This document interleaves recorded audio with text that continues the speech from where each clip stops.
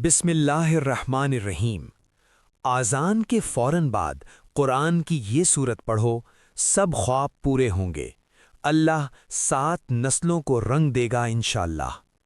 محترم ناظرین، یہ جو آذان کا وقت ہوتا ہے اس کو ہم لوگ یوں ہی ضائع کر دیتے ہیں، لیکن آذان وہ عظیم لمحہ ہے جس کی برکت سے دلوں کی بے سکونیاں ختم ہوتی ہیں۔ آپ کو پتہ ہوگا کہ جب کسی جگہ مصیبت آ جائے تو کہا جاتا ہے کہ آذان دو، یعنی آذان خود رحمت کا نزول ہے، مگر ہم لوگ آذان کے ہوتے ہوئے بھی اپنی مصروفیات میں گم رہتے ہیں، جبکہ حقیقت یہ ہے کہ جب آذان کی آواز آئے تو سب کام چھوڑ کر پوری توجہ کے ساتھ سننی چاہیے، کیونکہ آذان رحمت ہے، سکون ہے، پریشانیوں کو دور کرنے والی ہے، اور صرف سن لینے سے بھی انسان کے دل کا بوجھ، ذہنی ٹینشن اور پریشانیاں اللہ دور کرتا ہے۔ پھر جب بندہ آذان توجہ کے ساتھ سننے کے بعد قرآن کی یہ سورت پڑھتا ہے جو اللہ کو بے حد محبوب ہے، تو اس حال میں جب وہ ہاتھ اٹھاتا ہے تو اللہ پاک اس کے دل کی مراد پوری کر دیتے ہیں، اس کی خواہش، اس کی آرزویں، اس کے خواب پورے ہو جاتے ہیں، نسلوں تک رحمت اترتی ہے، اور اللہ 7 نسلوں کو بھی اپنی رحمت کا رنگ عطا فرماتا ہے۔ بس شرط یہ ہے کہ آذان کے قیمتی لمحوں کو ضائع نہ کیا جائے اور پورے احترام، محبت کے ساتھ سنا جائے۔ پھر قرآن کی وہ برکت والی سورت پڑھی جائے اور دل یقین سے بھر کر اللہ کے حضور مانگا جائے تو رحمت کے دروازے کھل جاتے ہیں۔ ناظرین، آذان دن میں 5 وقت ہوتی ہے، اور انہی 5 آذانوں میں اللہ کی بے شمار رحمتیں نازل ہوتی ہیں۔ ہم میں سے کچھ خوش نصیب ایسے ہیں جو فجر کے وقت بیدار ہوتے ہیں، اور آذان کی برکتوں میں کچھ لوگ سوئے رہتے ہیں اور اس عظیم آواز کی رحمت سے محروم رہ جاتے ہیں۔ جو بندہ فجر کی آذان سن کر اس سورت کو صرف 3 بار پڑھ لیتا ہے اور پھر اللہ پاک سے جو بھی سوال کرتے ہیں اللہ اسے عطا فرما دیتے ہیں۔ اگرچہ اس سورت کو آپ کسی بھی آذان کے بعد پڑھ سکتے ہیں کیونکہ ہر آذان ہی افضل ہے، مگر فجر کی آذان کا مقام ہی الگ ہے۔ فجر کا وقت قبولیت دعا کا انتہائی مبارک لمحہ ہے، وہ وقت جب زمین فرشتوں سے بھر جاتی ہے، آسمان کے دروازے کھل جاتے ہیں، رات کے فرشتے واپس جاتے ہیں اور دن کے فرشتے نازل ہوتے ہیں۔ جیسے کہ حدیث میں آتا ہے کہ فجر کا منظر اللہ کے مقرب فرشتوں کی گواہی سے بھرا ہوتا ہے۔ یہ وہ گھڑی ہے جب ذکر کیا جائے، قرآن پڑھا جائے اور دعا مانگی جائے تو قبولیت کے دروازے خود بخود کھل جاتے ہیں۔ اسی طرح عصر کی آذان کا وقت بھی بہت خاص ہے۔ دعا کی قبولیت کا وہ لمحہ ہے جس میں مانگی گئی حاجتیں رد نہیں کی جاتی۔ تو اس لیے ناظرین، فجر اور عصر دونوں آذانوں کے بعد اگر آپ یہ سورت پڑھنے کی عادت بنا لیں اور پھر دعا مانگیں تو انشاءاللہ ایسا ہو ہی نہیں سکتا کہ آپ کے دعا قبول نہ ہو۔ اور اگر کوئی شخص ہر آذان کے بعد اس سورت کی تلاوت کو اپنی مستقل عادت بنا لے تو اس پر اللہ کی رحمتیں اور زیادہ برستی ہیں، زندگی آسان ہوتی ہے، دل پرسکون ہوتا ہے اور دعاؤں کی قبولیت قریب آتی جاتی ہے۔ بس اصل شرط یہ ہے کہ آذان کے وقت دل حاضر ہو، زبان پر ذکر ہو اور یقین بھرپور ہو۔ محترم ناظرین، دین اسلام میں جس طرح نماز کو اہمیت حاصل ہے تو بالکل اسی طرح آذان بھی ہے، جو کہ اسلام کے اہم ستون نماز کی طرف بلاوے کا ذریعہ ہے۔ ابن عمر بن انس اپنے ایک انصاری چچا سے بیان کرتے ہیں کہ نبی کریم صلی اللہ علیہ وسلم کو یہ مسئلہ درپیش آیا کہ لوگوں کو نماز کے لیے کیسے جمع کیا جائے۔ کسی نے کہا کہ نماز کا وقت ہونے پر جھنڈا نصب کر دیا جائے، جب وہ اسے دیکھیں گے تو ایک دوسرے کو بتا دیں گے، لیکن رسول کریم صلی اللہ علیہ وسلم کو یہ طریقہ پسند نہ آیا۔ زیاد کہتے ہیں کہ یہودیوں والے بغل کا ذکر ہوا، چنانچہ رسول کریم صلی اللہ علیہ وسلم کو یہ پسند نہ آیا اور فرمایا یہ تو یہودیوں کا طریقہ ہے۔ پھر ناقوس کا ذکر ہوا تو نبی کریم صلی اللہ علیہ وسلم نے فرمایا یہ تو عیسائیوں کا طریقہ ہے۔ چنانچہ عبداللہ بن زید بن عبد الربی سعد وہاں سے نکلے تو انہیں نبی کریم صلی اللہ علیہ وسلم کے اس معاملے کی فکر کھائے جا رہی تھی اور وہ اسی سوچ میں غرق تھے۔ چنانچہ انہیں خواب میں آذان دکھائی گئی۔ جب وہ صبح رسول کریم صلی اللہ علیہ وسلم کے پاس آئے تو انہیں اپنا خواب بیان کرتے ہوئے کہنے لگے، میں اپنی نیند اور بیداری کے درمیان والی حالت میں تھا کہ ایک شخص آیا اور مجھے آذان سکھائی۔ اس سے قبل حضرت عمر رضی اللہ تعالی عنہ بھی یہ خواب دیکھ چکے تھے، لیکن انہوں نے بیان نہ کیا۔ پھر انہوں نے بھی رسول کریم صلی اللہ علیہ وسلم کو اپنا خواب بیان کیا تو رسول کریم صلی اللہ علیہ وسلم فرمانے لگے، تمہیں خواب بیان کرنے سے کس چیز نے منع کیا تھا؟ تو انہوں نے جواب دیا، عبداللہ بن زید مجھ سے سبقت لے گئے تو میں نے بیان کرنے سے شرم محسوس کی۔ چنانچہ رسول کریم صلی اللہ علیہ وسلم نے فرمایا، بلال اٹھو اور دیکھو تمہیں عبداللہ بن زید کیا کہتے ہیں، تم بھی اسی طرح کرو۔ چنانچہ حضرت بلال رضی اللہ تعالی عنہ نے آذان کہی۔ سیدنا ابو ہریرہ رضی اللہ تعالی عنہ سے روایت ہے کہ رسول اللہ صلی اللہ علیہ وسلم نے فرمایا، اگر لوگوں کو معلوم ہو جائے کہ آذان اور پہلی صف کی کیا فضیلت ہے تو پھر ان لوگوں کے لیے قراندازی کے سوا کوئی چارہ باقی نہ رہے تو یقیناً وہ قراندازی بھی کریں، اور اگر انہیں معلوم ہو جائے کہ عشاء اور فجر کی نماز کی کتنی فضیلت ہے تو ان دونوں نمازوں میں ضرور حاضر ہوں، اگرچہ انہیں گھسیٹ کر آنا پڑے۔ سیدنا ابو ہریرہ رضی اللہ عنہ سے روایت ہے کہ رسول اللہ صلی اللہ علیہ وسلم نے فرمایا، جب آذان ہوتی ہے تو شیطان پیٹھ موڑ کر قوزہ مارتا ہوا بھاگ جاتا ہے تاکہ آذان نہ سن سکے، اور آذان کے بعد پھر لوٹ آتا ہے، اور جب تکبیر اقامت کہی جاتی ہے تو پھر بھاگ کھڑا ہوتا ہے، اور تکبیر اقامت کے بعد پھر وہ واپس آ جاتا ہے اور آدمی کے دل میں وسوسے ڈالتا ہے، اور اس کو وہ باتیں یاد دلاتا ہے جو نماز سے پہلے اس شخص کے خیال میں بھی نہ تھیں، جس کا نتیجہ یہ نکلتا ہے کہ نمازی کو یاد ہی نہیں رہتا کہ اس نے کتنی رکعت پڑھی ہیں۔ سیدنا جابر بن عبداللہ رضی اللہ عنہ سے روایت ہے کہ رسول اللہ صلی اللہ علیہ وسلم نے فرمایا، جو شخص آذان سن کر کہے، اے اللہ، اے اس دعوت کامل اور قائم کی جانے والی نماز کے رب، محمد صلی اللہ علیہ وسلم کو وسیلہ اور فضیلت عطا فرما اور انہیں اس مقام محمود پر فائز کر جس کا ان سے وعدہ کر رکھا ہے، تو قیامت کے دن میری شفاعت اس کے لیے حلال ہو جائے گی۔ حضرت صلی اللہ علیہ وسلم کا ارشاد گرامی ہے، قیامت کے دن مؤذنوں کی گردنیں سب سے دراز ہوں گی۔ ایک اور حدیث مبارک میں ہے کہ جس جگہ تک مؤذن کی آواز پہنچتی ہے اس دائرے کے اندر جنوں، انس یا جتنی چیزیں بھی ہوتی ہیں وہ سب کی سب قیامت کے دن اس کے حق میں گواہی دیتی ہیں، اور اللہ تعالیٰ اس کے اتنے گناہوں کو بخش دیتا ہے جو اس دائرے کے اندر سما سکیں۔ سیدنا انس بن مالک رضی اللہ عنہ کہتے ہیں کہ رسول اللہ صلی اللہ علیہ وسلم صبح سویرے ہی دشمنوں پر حملہ کرتے تھے اور آذان کی آواز پر کان لگائے رکھتے تھے۔ اگر مخالفوں کے شہر سے آپ صلی اللہ علیہ وسلم کو آذان کی آواز سنائی دیتی تو ان پر حملہ نہ کرتے تھے۔ ایک مرتبہ ایک شخص کو آپ صلی اللہ علیہ وسلم نے اللہ اکبر کہتے سنا تو فرمایا کہ یہ مسلمان ہے۔ اس کے بعد آپ صلی اللہ علیہ وسلم نے اسے اشہد ان لا الہ الا اللہ، اشہد ان لا الہ الا اللہ کہتے سنا تو ارشاد فرمایا کہ اے شخص، تو نے دوزخ سے نجات پائی۔ لوگوں نے دیکھا تو وہ بکریوں کا چرواہا تھا۔ ایک روایت میں ہے کہ مؤذن کو شہید فی سبیل اللہ کی طرح ثواب ملتا ہے، اور دفن کے بعد اس کا جسم کیڑوں کی غذا نہیں بنتا۔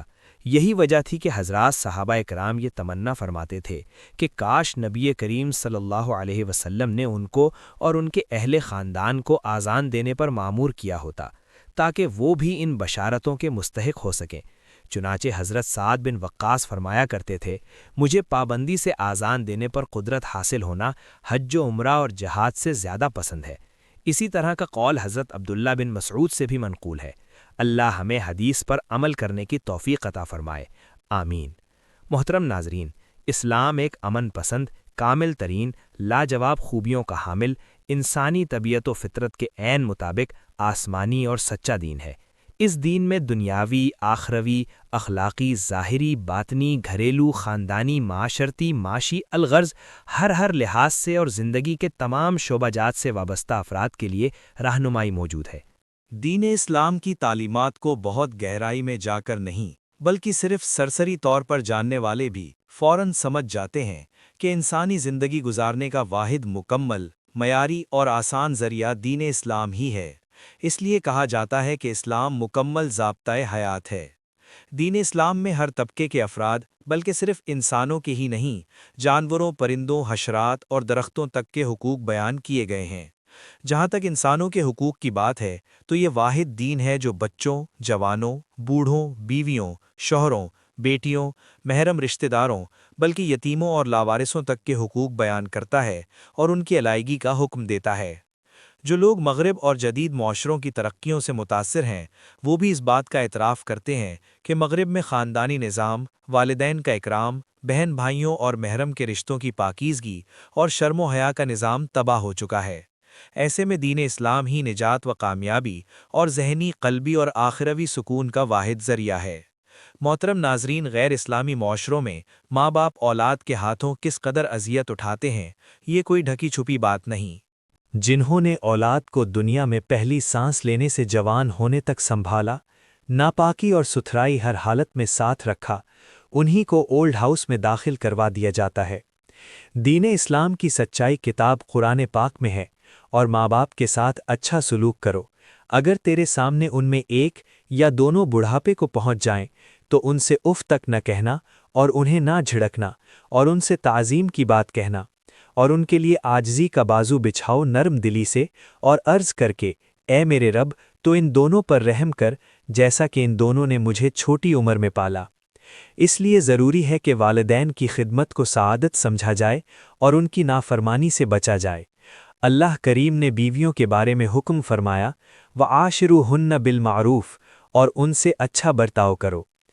اسی آیت کریمہ کی تفسیر میں ہے کہ کھلانے پہنانے میں، بات چیت میں اور زوجیت کے امور میں بیویوں کے ساتھ اچھا برتاؤ کرو۔ اسی طرح حضور اکرم صلی اللہ علیہ وسلم نے فرمایا، تم میں سے اچھے لوگ وہ ہیں جو اپنی عورتوں، بیویوں سے اچھی طرح پیش آئیں۔ والدین کے بعد بہنوں اور بھائیوں کا رشتہ بہت قریبی اور عزت والا ہے۔ دین اسلام نے ان رشتوں کا بھی اکرام سکھایا ہے۔ چنانچہ تاجدار رسالت صلی اللہ علیہ وسلم کا فرمان ہے، یعنی بڑے بھائی کا حق اپنے چھوٹے بہن بھائیوں پر ایسا ہے جیسا کہ باپ کا حق اپنی اولاد پر۔ فرمان آخری نبی صلی اللہ علیہ وسلم ہے، جو ہمارے چھوٹوں پر رحم نہ کرے، ہمارے بڑوں کی عزت نہ کرے اور ہمارا حق نہ پہچانے، وہ ہم سے نہیں۔ صرف یہی نہیں بلکہ دیگر خونی رشتوں، مسکینوں، مسافروں، پڑوسیوں اور مہمانوں تک کو بھی دین اسلام نے بہت اکرام دیا ہے۔ چنانچہ قرآن کریم میں ارشاد ہوتا ہے، فَآتِ ذَا الْقُرْبَى حَقَّهُ وَالْمِسْكِينَ وَابْنَ السَّبِيلِ ذَلِكَ خَيْرٌ لِّلَّذِينَ يُرِيدُونَ وَجْهَ اللَّهِ وَأُولَٰئِكَ هُمُ الْمُفْلِحُونَ۔ تو رشتہ دار کو اس کا حق دو اور مسکین اور مسافر کو، یہ بہتر ہے ان کے لیے جو اللہ کی رضا چاہتے ہیں۔ حکیم الامت مفتی احمد یار خان نعیم رحمۃ اللہ علیہ اس آیت کریمہ کے تحت لکھتے ہیں، یہ آیت کریمہ تمام قرابت داروں کے حقوق ادا کرنے کا حکم دے رہی ہے۔ اس سے معلوم ہوا کہ ہر رشتہ دار کا حق ہے، اس میں تمام قرابت دار شامل ہیں، اور اس آیت سے یہ بھی معلوم ہوا کہ قرابت داروں سے سلوک اور صدقہ و خیرات نام و نمود اور رسم کی پابندی سے نہ کریں، محض رب کریم کی رضا کے لیے کریں، تب اسباب کا مستحق ہے۔ آپ صلی اللہ علیہ وسلم نے فرمایا، اس ذات پاک کی قسم جس کے قبضہ قدرت میں میری جان ہے، بندہ اس وقت تک مومن نہیں ہو سکتا جب تک کہ اپنے پڑوسی یا اپنے بھائی کے لیے وہی پسند نہ کرے جو اپنے لیے کرتا ہے۔ فرمان مصطفیٰ صلی اللہ علیہ وسلم ہے، جو اللہ اور قیامت کے دن پر ایمان رکھتا ہے اسے چاہیے کہ اپنے مہمان کی عزت کرے۔ مزدوروں کے حقوق کی ادائیگی پر بھی اسلام نے بہت زور دیا ہے۔ چنانچہ رسول رحمت صلی اللہ علیہ وسلم نے فرمایا، مزدور کا پسینہ خشک ہونے سے پہلے اس کی مزدوری ادا کرو۔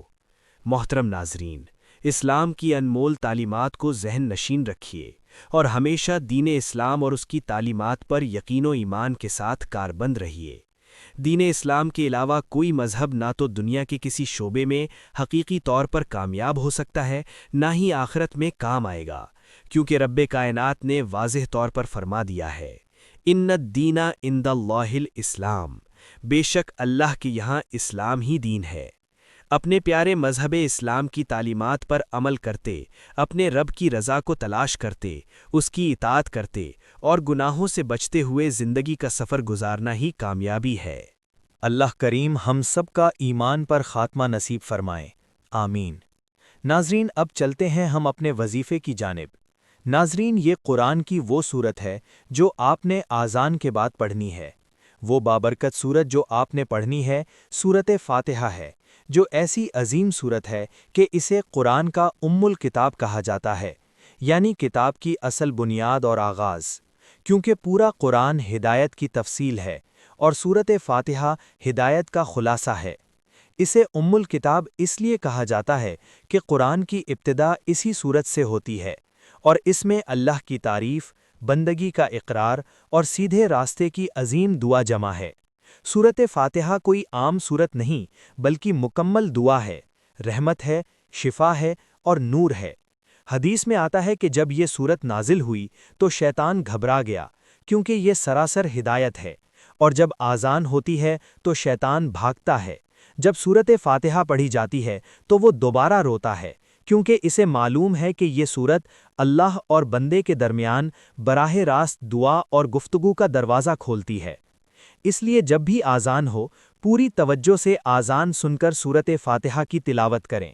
یہ سورت اللہ کو بہت محبوب ہے۔ اس کی تلاوت سے دل صاف ہوتا ہے، گھروں میں رحمت نازل ہوتی ہے، رکاوٹیں آسان ہوتی ہیں، حسد، نظر بد اور منفی اثرات دور ہوتے ہیں۔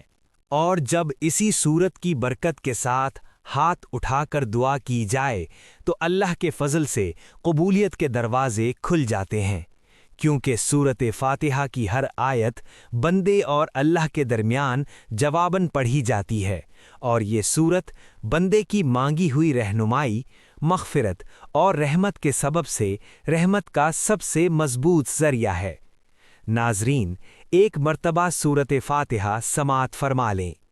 بسم اللہ الرحمن الرحیم، الحمد للہ رب العالمین، الرحمن الرحیم، مالک یوم الدین، ایاک نعبد و ایاک نستعین، اہدنا الصراط المستقیم، صراط الذین انعمت علیہم غیر المغضوب علیہم ولا الضالین، آمین۔ شروع اللہ کے نام سے جو بڑا مہربان، نہایت رحم والا ہے۔ سب تعریفیں اللہ کے لیے ہیں جو سب جہانوں کا پالنے والا ہے، بڑا مہربان، نہایت رحم والا، جزا کے دن کا مالک۔ ہم تیری ہی عبادت کرتے ہیں اور تجھ سے ہی مدد مانگتے ہیں۔ ہمیں سیدھا راستہ دکھا، ان لوگوں کا راستہ جن پر تو نے انعام کیا، نہ کہ ان کا جن پر تیرا عذاب نازل ہوا اور وہ گمراہ ہوئے۔ ناظرین، یہ ایک چھوٹا سا مختصر سا عمل ہے، نہ کوئی لمبی تسبیح، نہ مشکل اذکار، بس آذان کے بعد ایک چھوٹی سی سورت جسے ہر مسلمان جانتا ہے، خود بھی پڑھیں، دوسروں کو بھی بتائیں اور شیئر کریں، کیونکہ جو نیکی پھیلائی جاتی ہے وہ صدقہ جاریہ بن جاتی ہے، اور شیئر کرنے والے کو بھی اس کا اجر ملتا ہے۔ دعا ہے کہ اللہ پاک میرا سنانا اور آپ کا سننا اپنی پاک بارگاہ الہی میں قبول و منظور فرمائے، آمین۔ ناظرین، کامنٹ باکس میں اللہ تعالیٰ کے 99 ناموں میں سے کوئی ایک نام ضرور شیئر کر دیں۔ اللہ ہم سب کا حامی و ناصر ہو، آمین۔